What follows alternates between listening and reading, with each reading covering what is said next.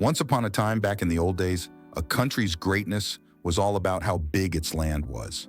The ones with vast territories were seen as the heavy hitters. But over the centuries, that idea of power has shifted. Nowadays, a nation's street cred isn't just about how much land it's got, but more about its economic and tech game. Now let me drop the story of a country with a massive chunk of land and a decent-sized population despite its economic struggles.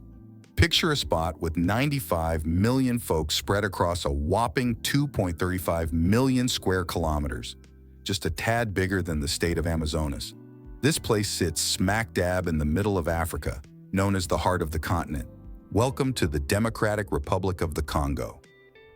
Till 1960, this nation was under Belgium and France's thumb. After decades of rough living, where millions scraped by on less than $1 a day since the 19th century, the country went solo. Nestled in Central Africa, it rubs shoulders with the likes of Sudan, Uganda, Rwanda, Burundi, Tanzania, and Angola. Their local cash is the franc Congolais, but you can swipe plastic too. But hold up, you can't take that cash out of the country. When you bounce, you gotta switch it to dollars. A grown-up there pulls in about 172,000 franc Congolais a month, roughly $340 in real money. Now, imagine you got some franc Congolais burning a hole in your pocket and you want to hit up the market. What do you reckon prices are like, and what's the dollar worth in that scene? You can snag some bread from street vendors for 300 francs Congolais, which is roughly 60 cents. Now, if you're feeling fancy, a famous pomegranate juice drink will set you back about 2 Brazilian reais. Or, if Oreos are more your vibe, you can grab 3 packs for a similar price in francs Congolais. Since reliable public transport is a bit of a myth, haggling with taxi drivers is the name of the game. Most don't have meters, so a ride will cost you around 4,000 francs Congolais, roughly 8 reais, making it a handy way to get around. But hold up. Despite sounding like sweet deals to some, these services aren't exactly easy access for the locals. And hey, just a heads up, snapping pics at airports, public buildings, or in front of government palaces is a big no-no. Those spots are like Fort Knox for national security in the Democratic Republic of the Congo, and they're not keen on folks documenting every nook and cranny. So, when you're visiting, best to play by the rules. Soldiers are on high alert for anyone with a camera in hand. Also, fun fact, the name of the country, with Congo in it, actually represents a tribe whose name means hunter. With over 200 African ethnic groups and dozens of tribes, the capital, Kinshasa, is home to the largest chunk of folks, around 17 million. French is the official language, making Kinshasa the biggest French-speaking city in the world. Now, you might think Kinshasa's all high-rise and modern, but take a stroll down its streets, even in the downtown, and you'll find yourself dodging potholes and sharing the road with hordes of motorcycles, because they're cheaper to run. Private cars? Rare sight. But minibuses, packed with locals, that's the norm. Electricity's a luxury in most homes. And even where it's available, blackouts are part of the packaged trash? Yeah, that's just tossed onto the streets, because waste collection is hit or miss. And hitting up the market? Well, you might find yourself surrounded by a cocktail of airborne bacteria. Remember, because it's similar in other African countries, it's smart to get essential vaccines like malaria and yellow fever before you jet off to Africa. Now, the tough spot this big country's in isn't just about its rocky past. Like many African nations, the Democratic Republic of the Congo is dealing with some serious corruption issues, mainly blamed on lack of education and competence. Most of the country's leaders come from humble beginnings, but once they're in power, they often exploit the country for their own gain. Take, for instance, a former leader who siphoned off a cool $5 billion from the state treasury back in the 70s. Though he got the boot in a '96 uprising, the problems lingered with subsequent leaders unable to put the brakes on corruption. Today, only a small elite gets to kick back in relative luxury, mostly made up of politicians' kinfolk snagging cushy government gigs. These politicos kids steer clear of the rough patches, opting for swanky neighborhoods and highfalutin corners of the city. But hey, In the poorer areas, there are folks living like they're ballers, especially in the music scene, adding a splash of color to life in the country. Sadly, thanks to corrupt leaders and their offspring, investing in the people is about as rare as a unicorn, leaving folks living like it's back in the Stone Age. Check this out. At the market, many don't roll with shopping carts. They balance their groceries on their heads. In some spots, train fares are out of reach, so folks ride on the roofs. On the streets, some hustle as porters, street sweepers, or street vendors just to scrape by.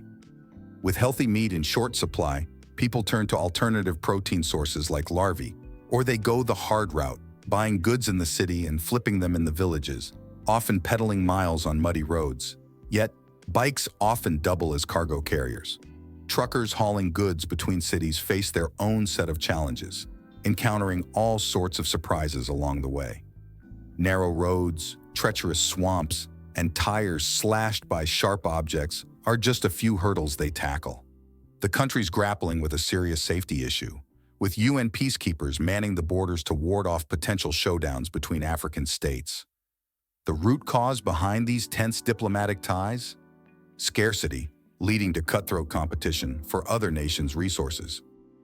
Precious mineral deposits like cobalt and gold are the hottest commodities in this neck of the woods, often becoming targets for rebel groups. While gold's importance is well known, let's not sleep on cobalt. It's a lifeline in our tech-driven world, a key component in most lithium batteries powering our phones and laptops today. Chinese companies clocked onto the Congo's cobalt reserves ages ago, snapping up 15 out of 19 mining firms in the country. So, when you're snagging that shiny new gadget made in China, know that its raw materials probably came from the Congo.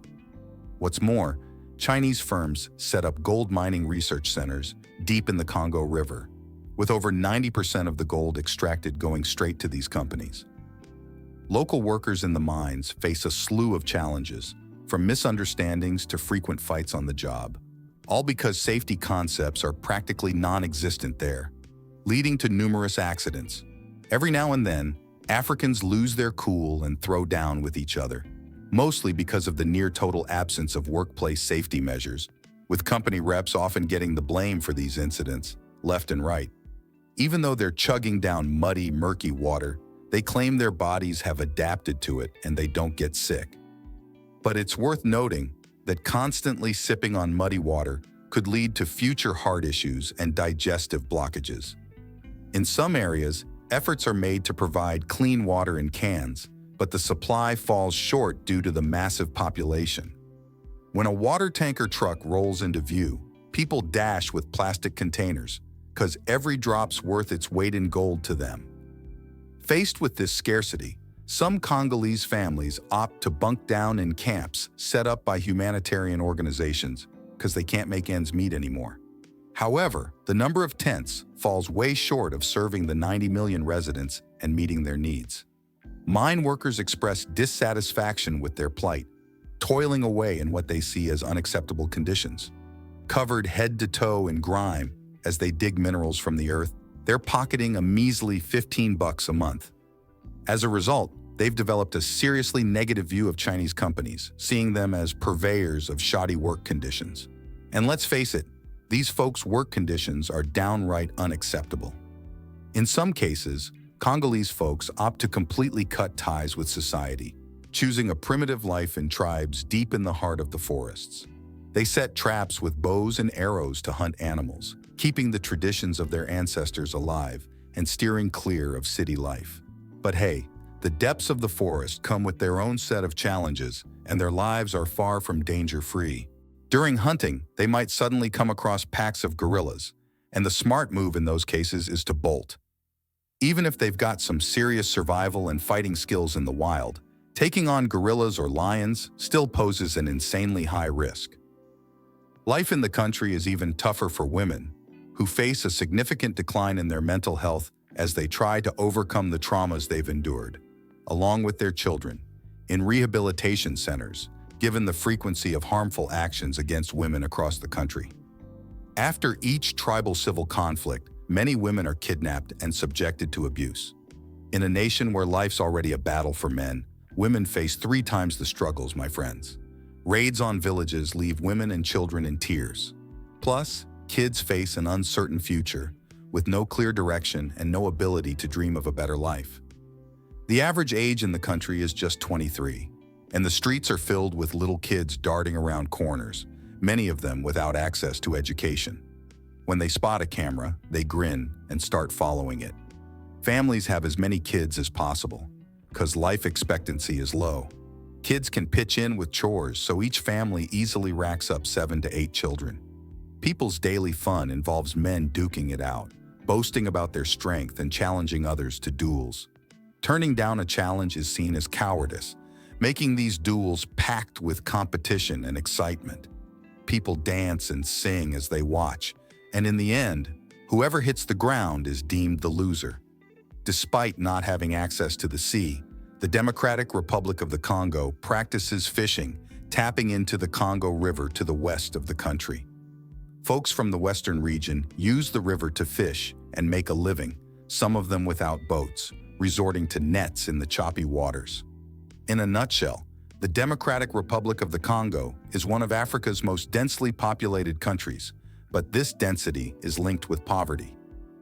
Border security issues, lack of happiness, corruption, and decay in the education and health systems are challenges faced by the population. Most of the precious minerals are in the hands of foreign companies.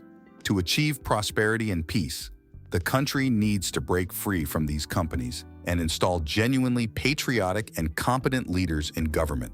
Otherwise, the current situation won't improve. If you like this video, you can support us simply by liking and subscribing to the channel.